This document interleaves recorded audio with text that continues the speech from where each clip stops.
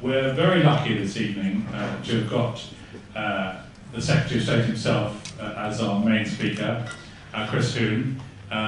He needs no introduction from me, but I would like to say that he played a very distinguished and important role at the recent COP meeting in Durban. Across the world, there are enormous business opportunities in this new vision of a sustainable and green economy. We will do our part domestically here in Britain to play a part in what increasingly, I hope, is a very clear global commitment to tackling what is one of the crucial problems of our time. Probably most of you will be familiar with what we achieved in broad terms at Durban, and it's true to say that the outcome was very near to the top of our expectations going into the conference. The international community has agreed to adopt a legally binding global deal applicable to all countries, rich and poor alike. And Durban was a triumph for the principle that climate change should be tackled through international law, not through national voluntarism.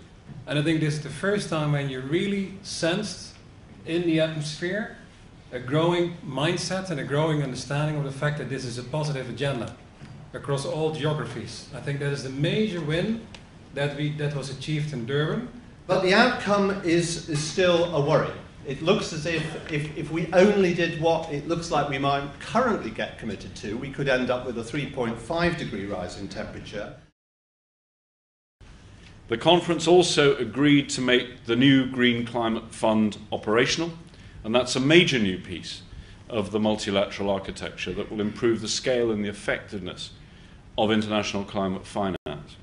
And the fund will channel a proportion of the $100 billion a year needed by 2020, helping poor communities to develop along low-carbon pathways and adapt to climate change. The challenge, of course, is getting money going into it, and where would that $100 million come from? I think that the Green Climate Fund, which has been mentioned several times, is really key, but you can see the gap in the thinking there, which is just exactly how does the private sector find it, engage with it, and actually use it as a vehicle to make successful business. We must manage our expectations. Early hectoring of outcomes is not helpful to these kind of processes. Quiet determination is much more likely to bring us results. I think the other thing it teaches us is about what kind of pace we can expect from the process of international negotiations. I think what David pointed out very clearly is that the pace of international negotiations is miles off what we actually have to achieve from the science. So we have to find a way of actually building simultaneously and pluralistically on a range of measures and activities involving a range of parties who are willing to do so. But what about Rio? Sustainable development is a crucial part of what has to be achieved for the world to make progress on climate.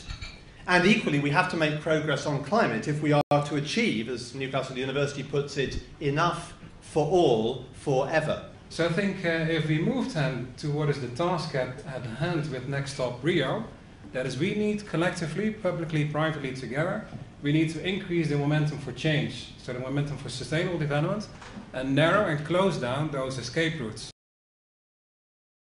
Legally binding treaties are, I think, absolutely essential and necessary part of dealing with climate change, but they're not sufficient.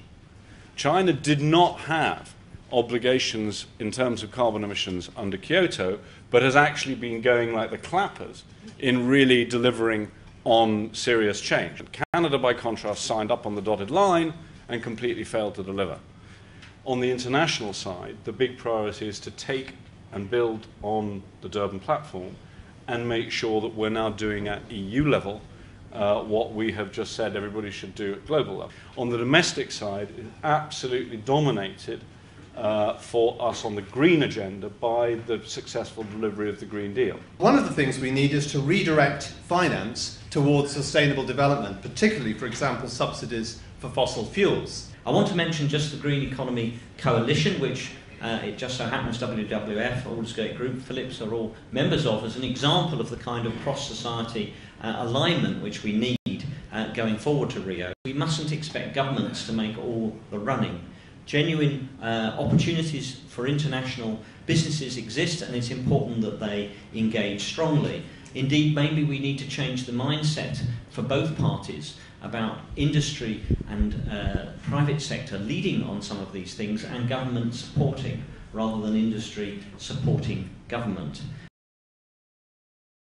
So judge politicians by what they do, not what they say. Judge us as a government by what we do and not what we sometimes say, or we are sometimes misinterpreted as saying. And I would say to all of you, if you do that, you will discover the truth of the matter is that we are absolutely on course to be the greenest government ever. Thank you.